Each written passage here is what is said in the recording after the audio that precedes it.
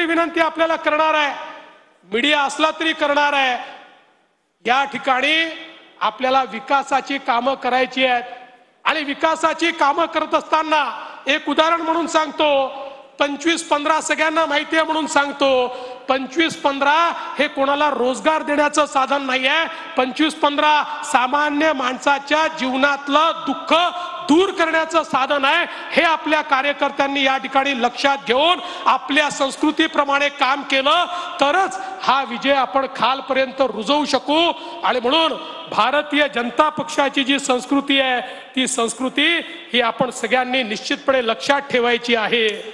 खरं तर मी एवढंच सांगतो कि विकल्प बहुत मिलेंगे मार्ग भटकाने के लिए, विकल्प बहुत मिलेंगे मार्ग भटकाने के लिए, लेकिन संकल्प एक ही काफी है मंजिल तक जाने के लिए।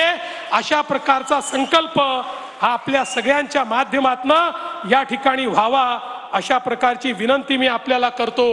खरं म्हणजे अनेक गोष्टी बोलायच्या आहेत, त्या पुढे मी बोलीन, पण आज आपण सगळे या ठिकाणी माननीय आपले अमित भाई शहा यांना भेटण्याकरता आलेलो आहोत, त्यांना ऐकण्याकरता आलेलो आहोत। आणि म्हणून मी एवढीच आपल्या सगळ्यांना विनंती करेन की येत्या काळामध्ये भारतीय जनता पक्षाला मिळालेला हा जो विजय आहे, हा विजय जनसामान्याच्या जीवनामध्ये परिवर्तन करण्याकरता एक पारदर्शी प्रामाणिकतेतून चालणारं सरकार, अशा प्रकारची प्रतिमा आपल्या सरकारची आणि त्या सरकारला पूर्णपणे घट्ट आणि हिमालयासारखी या सरकारच्या मागे उभी असलेली संघटना, अशी संघटनेची प्रतिमा, या दोन्ही प्रतिमा जर आपण तयार केल्या तर निश्चितपणे असा विजय आपल्याला वारंवार मिळत जाईल।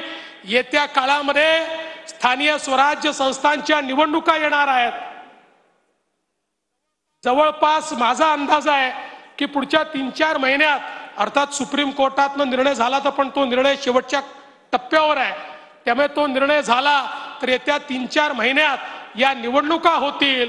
या निवडणुकांची तयारी देखील आपल्याला करायची आहे आणि जसा महाविजय हा महायुतीने या ठिकाणी महाराष्ट्रात विधानसभेत मिळवला, तसाच महाविजय आपल्याला महाराष्ट्रामध्ये स्थानिक स्वराज्य संस्थांमध्ये देखील मिळवायचा आहे।